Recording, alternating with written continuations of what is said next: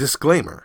We are two regular guys who love to talk Bone Thugs and Harmony. We do not represent Bone Thugs or any Bone affiliate. We are also not Bone Thugs experts. The views and information you hear in this podcast may be based on personal opinion. Please feel free to leave corrections and clarifying information in the comments. And enjoy.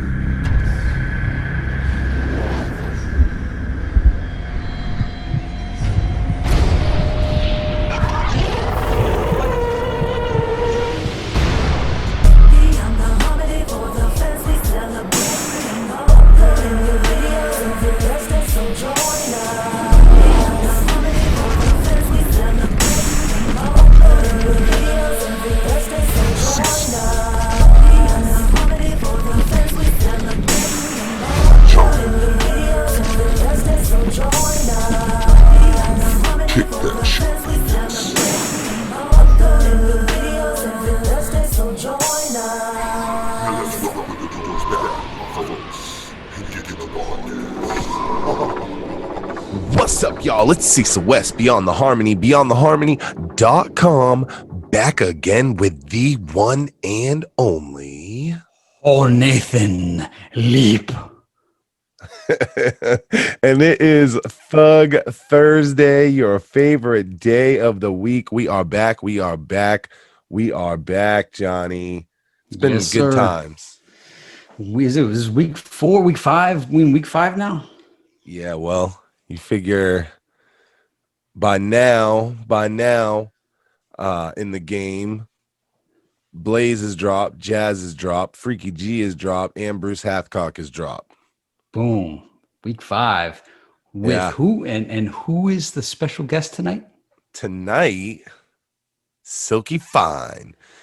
West Coast Fyne. OG, Ruthless OG, Thug Love OG. So then... Is this going even beyond the Harmony with the Sylk-E Fyne? Well, this is beyond the bone right here. We're going beyond the bone. We're in Ruthless land now. It's like, hey, I got her. You know, I set the interview up obviously for around the bone stuff because she's got a hell of a bone connection. You know, it's more than just the one song, but we're not just talking to an affiliate that's just got some bone shit. Like she has like a career that's all her own. She's charted. Romeo and Juliet charted. So it's like, this is like I said, this is a West Coast OG. Eazy-E, Tupac, fucking Too Short. Like, bro. Yeah, and you know that big.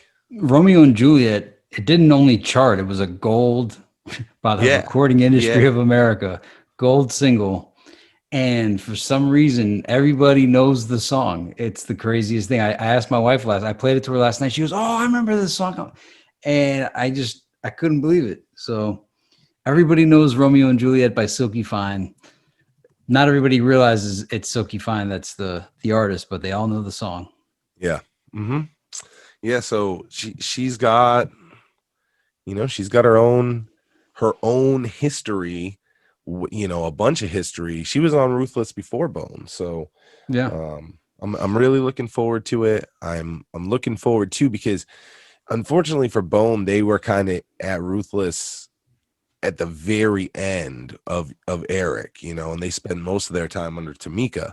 But Sylk-E Fyne's going to be able to kind of tell us about like that heyday of Ruthless. I guess not the heyday because that'd be like NWA, right? But she was there during like the mighty rebuild. Like Eric had a big push of a rebuild, you know, making the Ruthless what it was, and she was around for that.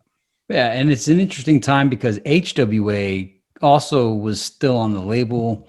Bone did that one cameo with HWA, and just wonder about was it GBR GBM Gangster Bitch Mentality.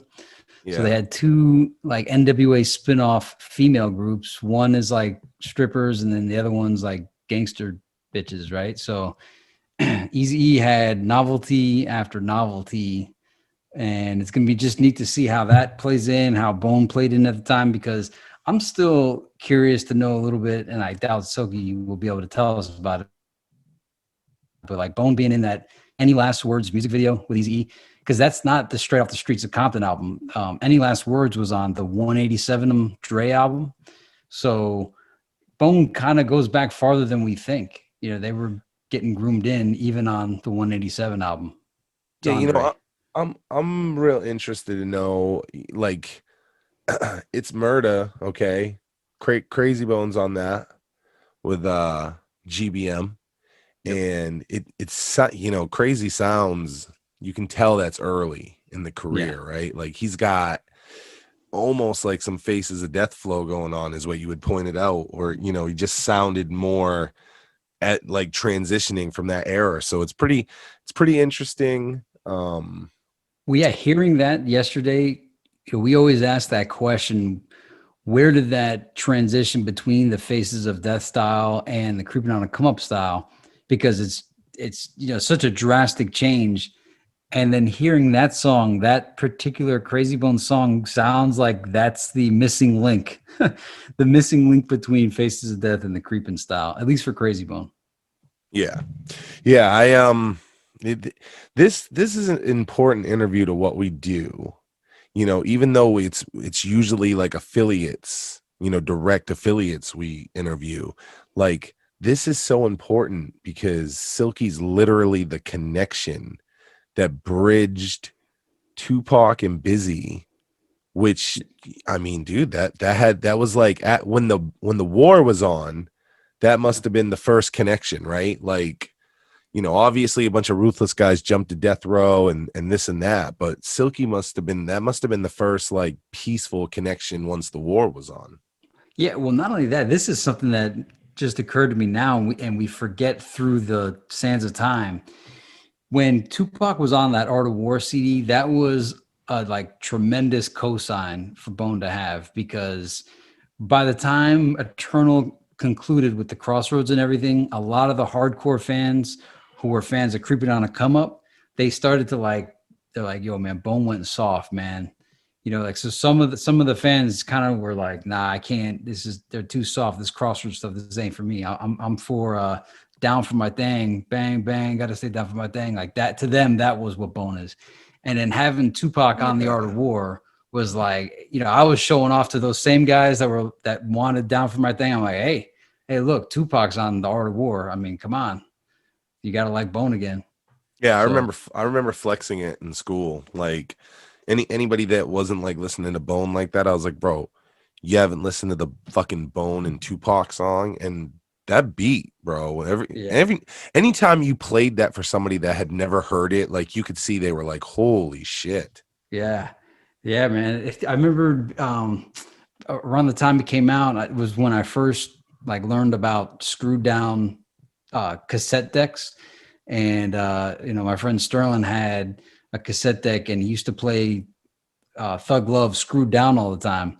And I was like, hey man, you need to get new batteries for your radio, man. And he's like, nah, dog, don't you know about screwing down music?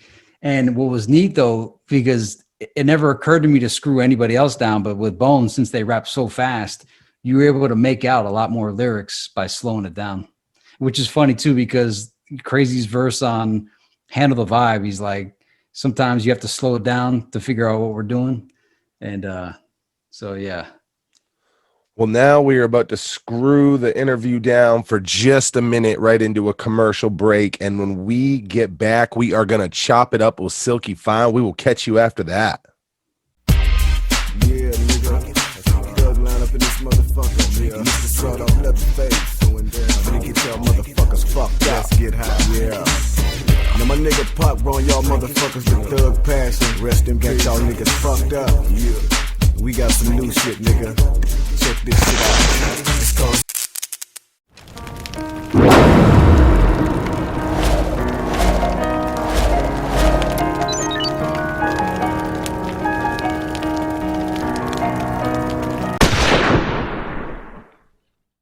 Yo, this your boy Smokey the Bandit of Mo Thugs and Flesh and Bone Global, and you are now listening to Beyond the Harmony.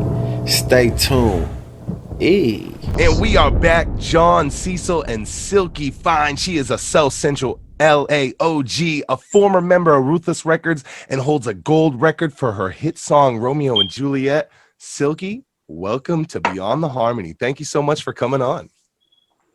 Well, I was like, who is beyond the harmony? Because I'm a part of the harmony. So, of course, I had to come on your show. Yeah. Yeah, And baby. we've been talking about it for a while too. I think we talked last year when I was first setting up the season. I was like, we got to get Sylk-E Fyne because you play such a big role just in Bone, but Sylk-E Fyne plays a big role in the West Coast. So I knew we had to Really? get you on, of course. Yeah. Well, I'm just thankful. I'm always grateful. So it's just like, if I died and long as you can look up and you can go back to whether it was one great hit or whether it was 10 great hits. You know what I mean? It's just like whatever you try to do with yourself, accomplish something. Well, let's start at the beginning. My Oh, they're understanding playing is that track. Wow, that's a track from Mosey. Yes, Tupac's producer. Okay, thank you. so my understanding is you were pretty much fresh out of high school when you signed with the Eazy-E and Ruthless. Is that right? Like you were really young at that time. Correct. I was like really I was trying to find myself because I was in the middle of being a gang member or else I was gonna be a rapper. Mm-hmm. So I lost my grandmother and then I had a connection which was a phone number that led me to Eazy-E. So 1991, we buried my grandmother. I'm like, oh my God, like I'm finna start robbing with my homies. You know what I mean?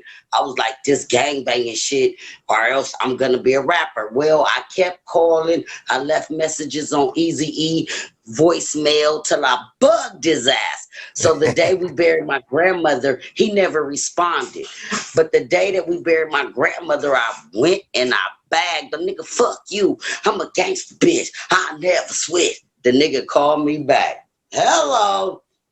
So I got my record deal from being persistent Hell because I yeah. would call and I would freestyle. And I'm like, well, damn, Ice Cube got yo-yo. Like I knew that it was either gang banging or being a rapper. So you were persistent. Sylk-E Fyne makes the deal off being persistent, which is going to be a common theme through our whole interview. But let me ask then, you got signed with Eric and GBM was like what you signed with. How did GBM come together? Was that an Eric thing or had that already been moving? No, GBM was definitely an Eazy-E thing. Eazy-E had broke up with NWA. It was this big old thing going on. So before Bone Thugs and Harmony touched the plate, Eazy-E had an audition. Well, I had already like gangbanged on his voicemail. Motherfucker, I'm Sylk. I'm from like so he said, well, do you know Rhythm D? I want to put together a girl group and I'm gonna send him to bring you to my house. So Eric Eazy-E was already in the mix of putting together a female gangster girl group.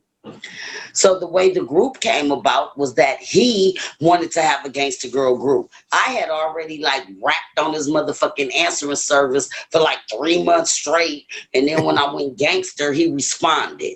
So I met them at the house. And then it was the homegirl Big Chan. You know what I'm saying? She was the MC. And it was crazy because we all grew up together. Like we were all destined to be rappers. And we came across Eazy-E. We had T-Ski. She was out of the Rolling 30s. Chan was out of the 111s. I grew up in the schoolyard, Midtown. It was like a mixture of girls. Diamond, Ice Girl Diamond, we Oh were like yeah. a gangster group. Yeah, we were like a gangster girl group that I would say he handpicked us. I would say that he wanted us to be his female NWA. That's what we were there. Did you guys, because you guys came on in 93, did you guys ever have any crossover with, there was another female group that he had over there called HWA. Did you guys ever cross over Oh with them at no, all? those were our girls. It was like HWA was hoes with an attitude. Yeah. GBM, we were gangsta bitch mentality. So we kind of came in at the 93, 94 era. So Mm-hmm. it it was like we were Eazy-E kids. Like we were fucking 19 years old with record deals, Calabasas going, you know, we were like his babies. And what I can say is that if you even go, you can pull it up from YouTube. If you go, you will see the records that Eazy-E did with us. Yeah. Like Shed No Tears. I mean, we really worked with Eazy-E, Yeah, for you know, sure. during his last days. So I'm forever thankful. Like if I never make a record again, I know that I rap with Eazy-E. I know that I rap with Tupac. I know that I hit the Billboard charts with Romeo and Juliet. So there's like really nothing to prove. It was an era. It was a part of my life. And that's just what it is. You know, we know that things didn't come together for GBM the way that, you know, you guys had planned when you first signed on, but what were the long-term plans for GBM before Easy Oh passed? my goodness, God willing. Had Eric Wright, Eazy-E, Ruthless Records still been living, the plan was that we were the first gangster girl. That was 1993. Nobody was talking about funerals, bitches getting shot in the head. It was like I want to say that he saved all of us from our communities. Because we Wow. was just about on the edge. We were gonna go to jail. We were gonna do some time. We wanted to be, we was that. That's what we were. So when he wanted to get that group together, it just so happened individually. It wasn't like me and Diamond went together or me and Chan. We all was homegirls, and Eric, he found each and every one of us. He found Chan because one of his homeboys from neighborhood knew Chan. He brought her in. He knew me because I freestyled on this fucking voicemail. He knew T Ski because she did a couple of robberies. Like it was just like he put us all together. And we clished and we clanned and we damn near squabbled each other up many times. But it was like, you heard Eazy-E. He said it best. Four crazy bitches. Four gangster bitches. Like we were growing up. You know, I think it's amazing when we talk to people about Eazy-E, like this is a next level guy. This wasn't your average just like CEO. Like this guy was a genius with everything he did, right down to being able to know who to put together in groups. And I mean, we're dealing with a fucking genius. What was that like working with Eric and just like seeing his big picture? It was definitely a positive influence because I know that he came from the streets.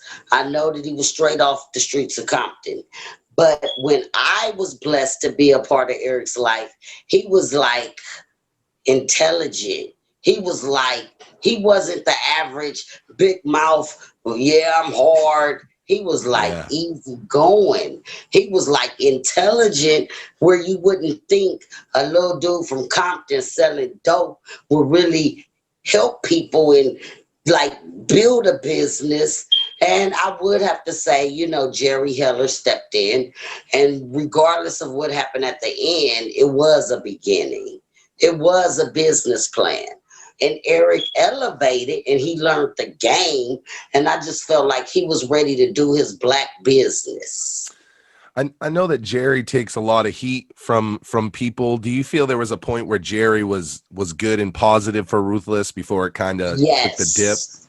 I mean, you know, even when I made Romeo and Juliet, even though shots out, I love you, Mike, you know, my conception might not have had the best intentions for the record or for me as a solo artist, but it's like we needed the opportunity. So even though they opened a door that we might not have really been led to, that doesn't make it right to steal, like to take publishing, to take accounts, to you know, it's like it is what it is. You got to get your feet wet. No Vaseline, you know. It's really real in the industry. But the thing is, Heller opened up an avenue. So when Eric was ready to venture out as a 40-something-year-old man, he should have. It was normal. Like, I didn't sign 30 years to be with Romeo and Juliet Grand Jury Entertainment. So if you know that you didn't sign up for that and you're not in a contractual business, sometimes it get deadly, sometimes it get hitful. Like, people might really be out to get you because of the power you carry with your writings, with your music, with your ideas. It could be a simple idea. You know, when I was getting ready to have you on the show, we took a lot of time to really research and make sure I listened to other interviews that you did. And there was an interview that I was listening to, and they were talking about Ruthless and about the time that, you had left Ruthless. Well, that was around the time Eazy passed away. Is that right? I know a lot of artists, were gone at that time. Was that the Well, same time? the thing is, Ruthless, because there was a lot of changes. So we were like with Shari Henry, Gary Ballin, Mm, we knew Mike Klein. So when Tamika stepped forward and Eazy-E passed away, her and Cassandra Ware, they wanted to do a group with just me and Chan. Like, they were like, yes, Silk, So basically we had a meeting at Jerry's Deli, and they wanted for me and Chan to possibly stay with Ruthless, and then just like, so I'm like, that's not Easy's vision. Me and Chan, we were like, we're not gonna do that. So we separated. As I recall, when we were signed to Ruthless, it was the Black Eyed Peas, but they were known as the At Band Clan. So yeah. Eric definitely, he knew how to find talent. He knew what was hot, but it was the transition because he wasn't with us anymore. So I felt like the direction of Ruthless Records, it would never be the same. So Eric passed away. Tamika takes over control, and they offer you and Chana basically a duo album, and that would have put the end to GBM. So, did you turn that down, and is that what led to the departure? Yes, Chan and myself, we weren't going to do that because we felt like we were hand picked from Eazy-E. And then as soon as he died, we just be like, well, forget GBM. We're Chan and Silk. That was like no loyalty. And we Yeah. was in a group called Gangsta Bitch Mentality. So to me, that wasn't gangster. That was radio pop, fuck up your whole career for real. So when you guys left Ruthless, then was there talk or work to try to keep GBM together and maybe get with a new label, or what Yes, happened we after? worked. Yes, we worked with a producer named Overdose. We worked with an artist named Enemy.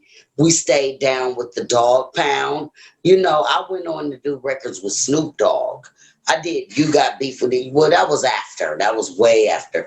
But we ended. We stayed in the loop of West Coast, and we were still doing our GBM records. And Ruthless didn't want to accept us as a four female gangster group. They wanted, at the time, Don't Go Chasing Waterfalls was out with TLC. So we were willing to wear khaki suits made out of bathing suits. Like, they wanted to take our whole gangster mentality. And that's not what Eazy-E signed us up to do.